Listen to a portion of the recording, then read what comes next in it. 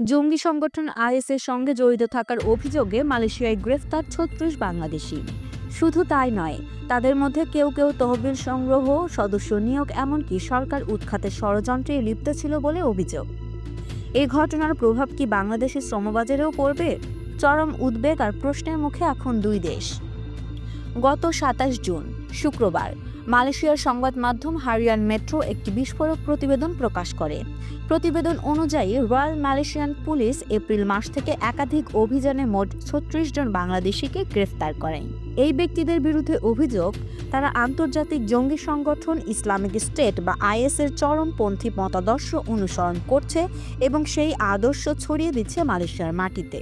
মালয়েশিয়ার স্বরাষ্ট্রমন্ত্রী সাইফুদ্দিন নসুশন ইসমাইল জানান, সেলাঙ্গোর ও জোহরা রাজ্যে ২৪ এপ্রিল থেকে শুরু হওয়া এই ৩ ধাপের পরিকল্পিত নিরাপত্তা অভিযানে এই গ্রেফতার হয়। এর মধ্যে ৫ জনের বিরুদ্ধে সন্ত্রাসবাদ সংশ্লিষ্ট অপরাধে সরাসরি মামলা রয়েছে, ১৫ জনের বিরুদ্ধে নির্বাসনের আদেশ, বাকি ১৬ জনের বিরুদ্ধে তদন্ত চলছে। স্বরাষ্ট্রমন্ত্রী বলেন, তারা উগ্র মতবাদ প্রচার, সন্ত্রাসী কর্মকাণ্ডের অর্থ সংগ্রহ এবং আইএসের নামে নতুন সদস্য নিয়োগে যুক্ত ছিল।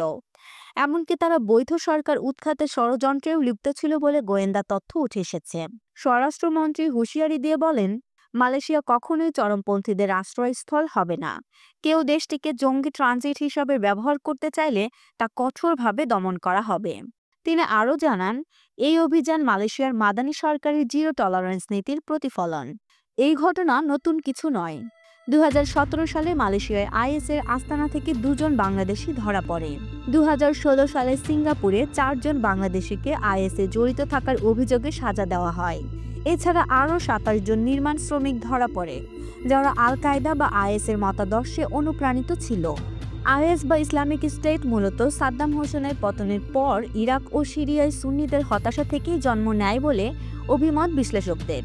আবার অনেক ইসলামিক স্কলার এবং আন্তর্জাতিক রাজনৈতিক বিশেষজ্ঞদের অভিমত, ইসলামকে গোটা বিশ্ব বিতর্কিত করে তুলতে পশ্চিমা মদদের গোড়াপত্তন আইএসের।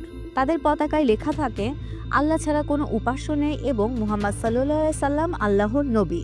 তাদের কথিত লক্ষ্য খেলাফত প্রতিষ্ঠা, কিন্তু বাস্তবে তারা বর্বরতা, জিহাদের নামে নৃশংস হত্যা, অস্ত্র এবং মাদক ব্যবসা, আত্মঘাতী বোমা হামলা এবং সহিংসতা বিভীষিকা ছড়ায়, যার সাথে প্রকৃত অর্থে ইসলামের কোনো সংযোগই নেই। ফলে আইএসের সমগ্র বিশ্বেই তীব্রভাবে সমালোচিত।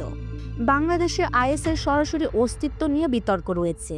নিরাপত্তা বিশ্লেষক ব্রিগেডিয়ার জেনারেল আব্দুর রশিদ বলেন, বাংলাদেশে আইএস নেই, তবে তাদের অনুসারীরা রয়েছে।